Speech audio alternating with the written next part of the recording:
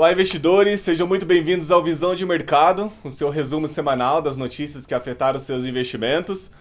Hoje é a famosa sexta-feira, dia 28 de maio de 2021. Eu estou aqui com o Pedro Galdi, que vem trazer as notícias, principalmente que afetaram aí os investimentos, que afetaram os mercados ao longo da semana. Como vocês podem ver, ainda é de dia, a gente está aqui na Faria Lima, o mercado ainda está aberto, está tendo bastante negociações, inclusive. E Pedro, seja muito bem-vindo. Obrigado. Você traz pra gente aí de novidades, de notícias. Então vamos lá, pessoal, tudo bem? Vamos lá. A semana foi bem agitada, o pessoal ficou novamente na expectativa lá fora dos Estados Unidos sobre a agenda econômica. Saiu o PIB dos Estados Unidos, a segunda revisão, veio em 6,4%, um belo PIB.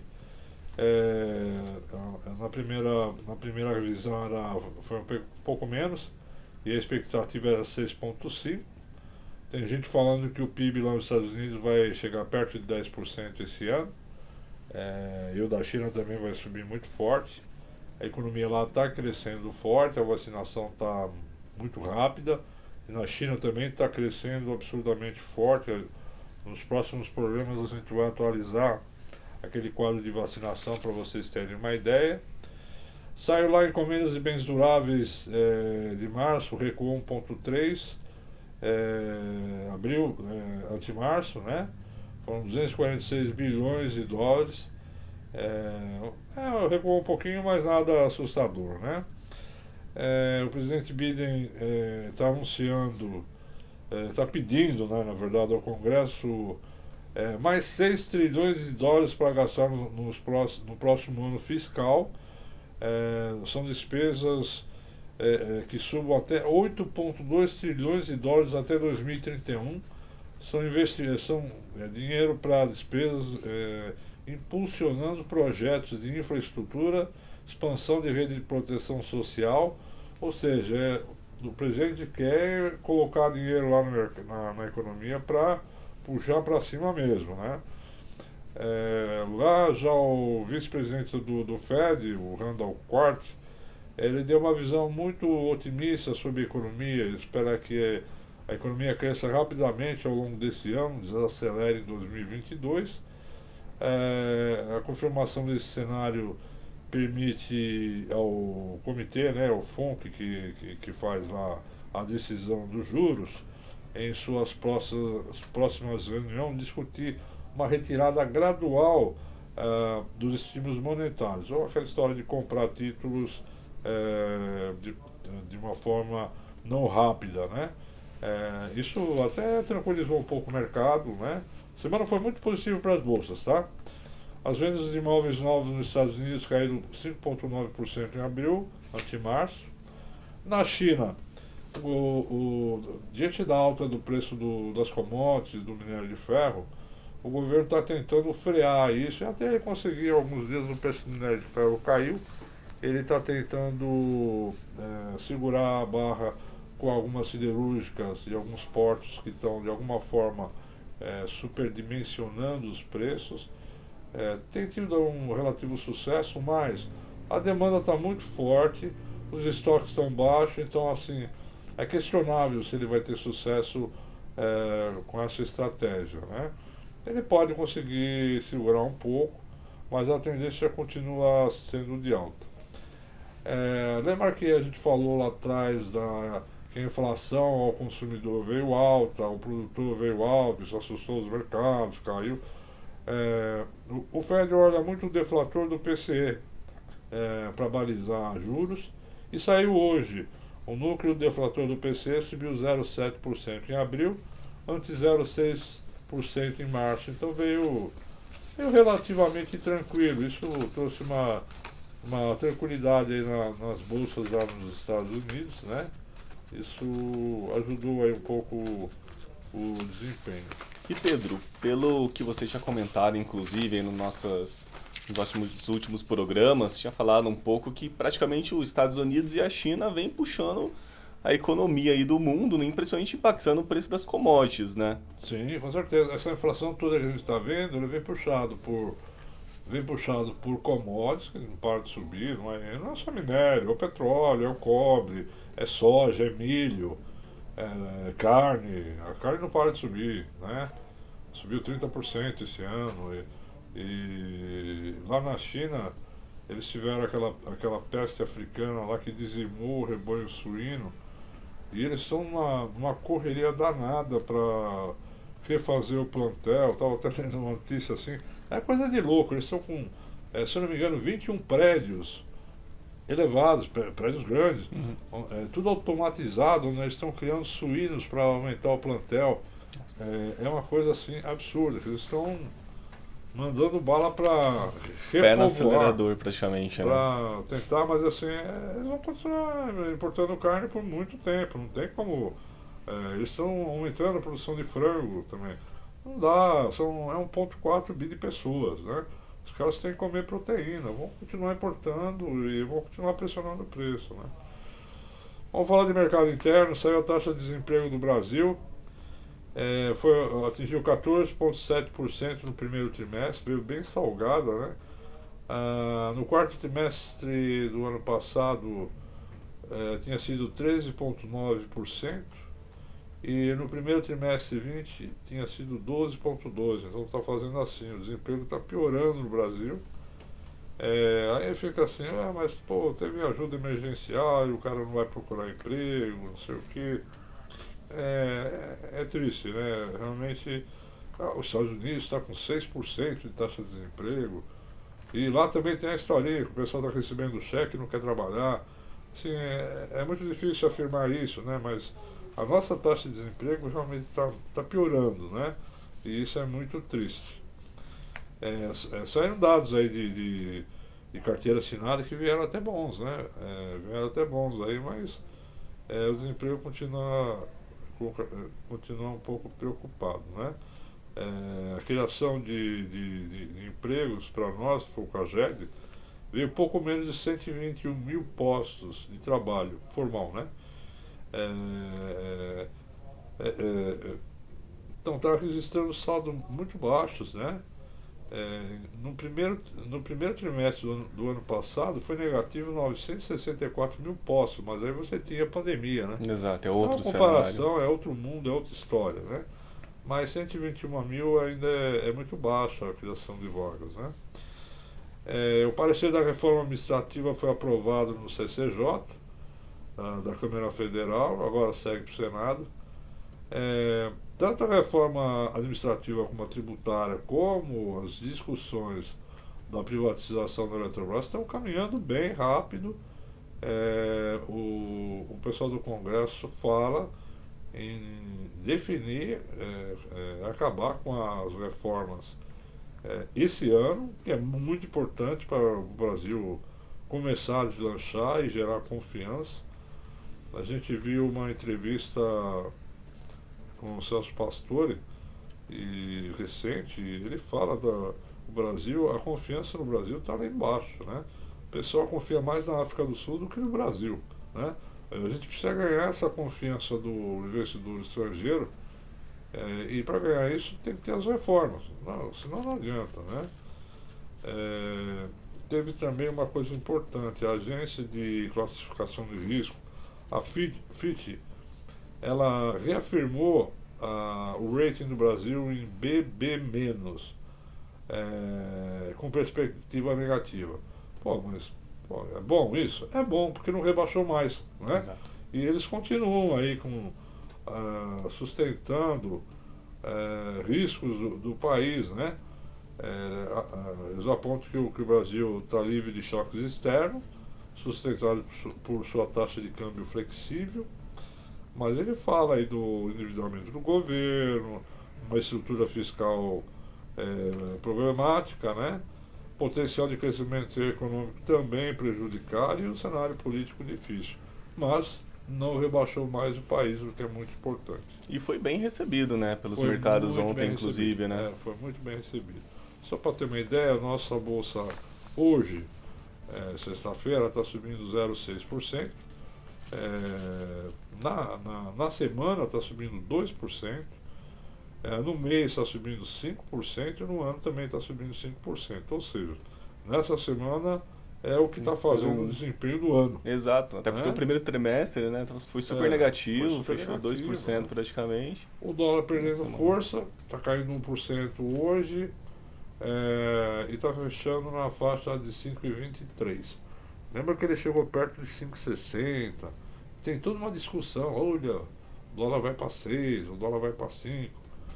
Agora, uma coisa que chama a atenção é que quando saiu o IBCBR de março e gerou uma expectativa de PIB de primeiro trimestre de positivo, né, 2,23, todos os economistas passaram a mudar suas projeções de PIB para 4, 4,5%, 5%.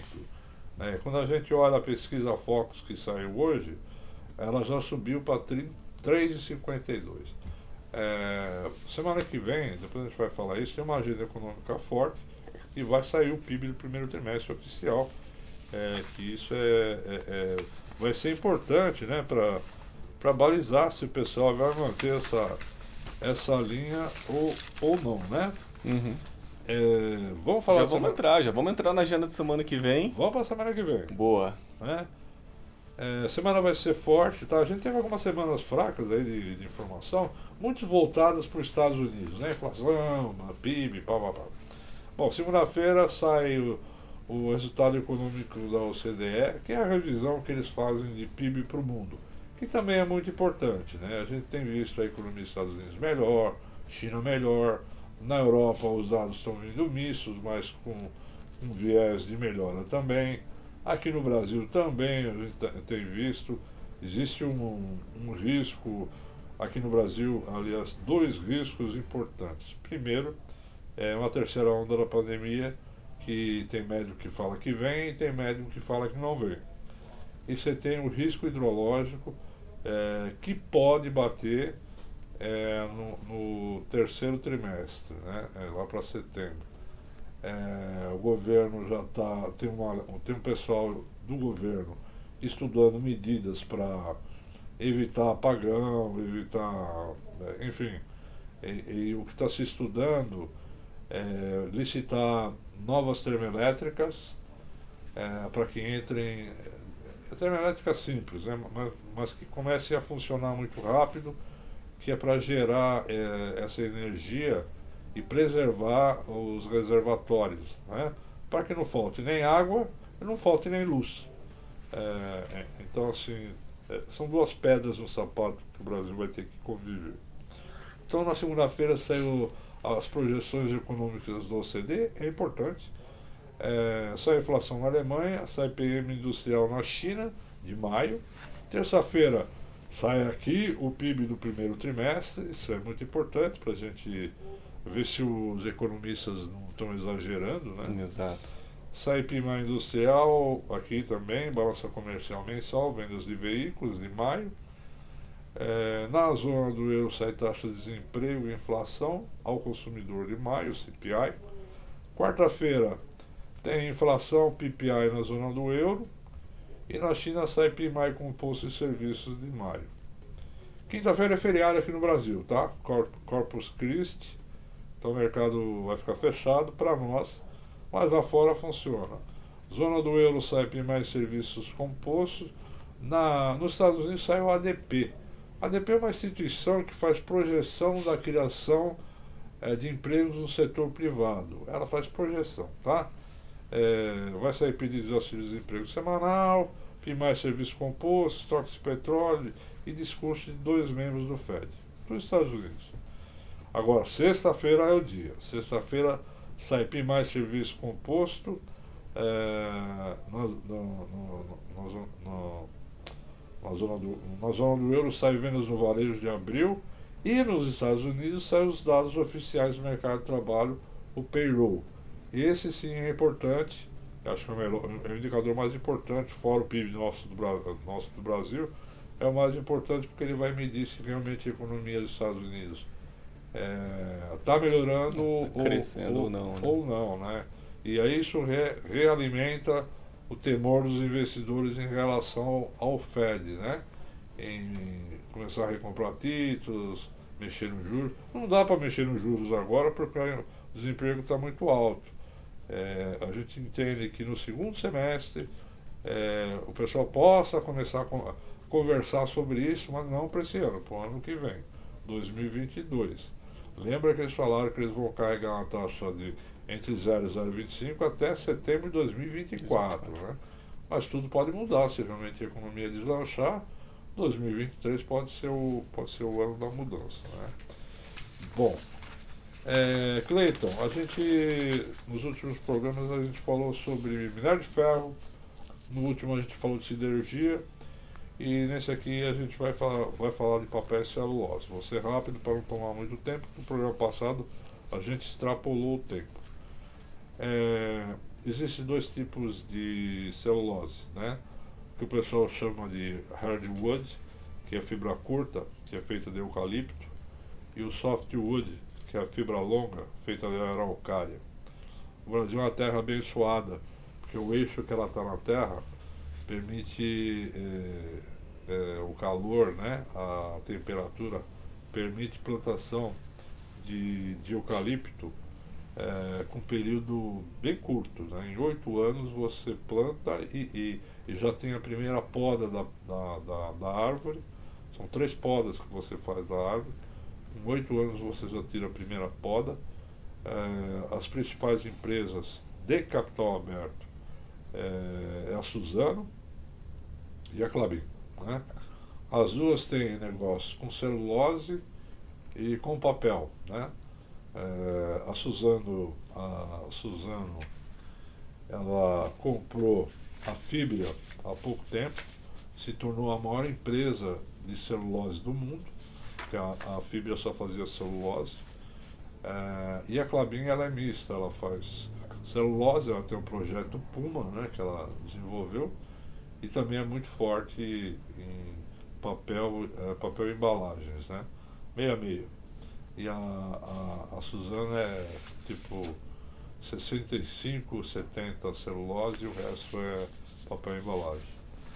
O Brasil hoje, prevalece no Brasil o eucalipto, tá? Porque é a temperatura. Tem araucária no Brasil? Tem lá no sul, porque é mais frio. É uma árvore mais para regiões frias, né? Norte da Europa, essas coisas. Então prevalece aqui no Brasil o eucalipto. O Brasil, quando você olha a capacidade de produção, o Brasil tem 47%. O Chile, 14%. Indonésia, 11%. Canadá, 3%. Ibéria, 7%. China, 5%. O oeste da Europa, 5%. O Brasil é imbatível em celulose, né? Eu estou falando de fibra curta. Eu não vou nem falar de fibra longa, porque o maior produtor é o Chile, Europa, Chile com 6%, leste da Europa com 7%, e aí vai. Canadá tem 21%, oeste da Europa 33%, é a região fria, né? E não é a nossa praia, né? Então o nosso negócio é eucalipto, né? E o Brasil é muito forte nisso. Vocês estão vendo no gráfico aí essa imagem. E agora eu vou colocar essa outra imagem para falar da Suzano. A gente tem que entender que essas empresas elas fazem investimentos constantes, são empresas de capital intensivo, elas tomam muito recursos lá fora, são muito endividadas, principalmente em moeda estrangeira. Então o que acontece? Com a variação cambial, ela traz um impacto muito grande no resultado financeiro delas. Por ter uma capacidade de produção de celulose e papel muito grande, elas costumam ter grandes vendas líquidas, grandes EBITDAs, né? Assim, muito fortes, né? Mas quando chega o resultado financeiro, dependendo do dólar, ou elas vão dar um belo prejuízo ou um belo resultado financeiro. Como isso varia, né? Às vezes um trimestre dá um belo lucro ou um belo prejuízo, elas não são vistas tradicionalmente como boas pagadoras de dividendos, né? Num ano você mescla prejuizaço com lucraço. Então, junta tudo, acaba dando em nada, né? No primeiro trimestre desse ano, a Fibria teve uma receita líquida de 8,9 bi de reais contra 6,9 bi de reais no primeiro trimestre de 20. Opa, mas ela vendeu, depois no quadro vocês vão ver que ela vendeu 2,7 milhões de toneladas de celulose contra 3,1 milhões, contra 2,9 milhões de toneladas. Por mais que ela venda menos, o preço da celulose subiu. Tem que entender o seguinte: celulose é ciclos, né? Então ela tem ciclo de alta e ciclo de baixa. A gente está saindo do ciclo de baixa, que dura mais ou menos 3 anos, e aí depende muito do seguinte: quando o preço está alto e tem novas capacidades chegando, né? Quando você oferta mais celulose, é lógico que o preço cai, né? Aí quando a gente fala em ciclos. Aí quando a demanda absorve tudo isso, né, o preço sobe. Opa, mas o preço está bom, então vai chegar novas unidades no mercado. Então isso que a gente chama de ciclos, tá? Nós estamos entrando num ciclo de alta, tanto que os preços de celulose na China, na Europa, nos Estados Unidos, têm subido desde o ano passado, né? Mas está vindo novas capacidades para o ano que vem. Então lá na frente os preços vão começar a ceder de novo. O EBITDA da Suzano no primeiro trimestre de 21 foi 4,9 bi de reais contra 3 bi no primeiro trimestre de 20. Então houve uma evolução muito importante, também influenciado pelo preço e pelos volumes, né, da celulose. Por conta do resultado financeiro,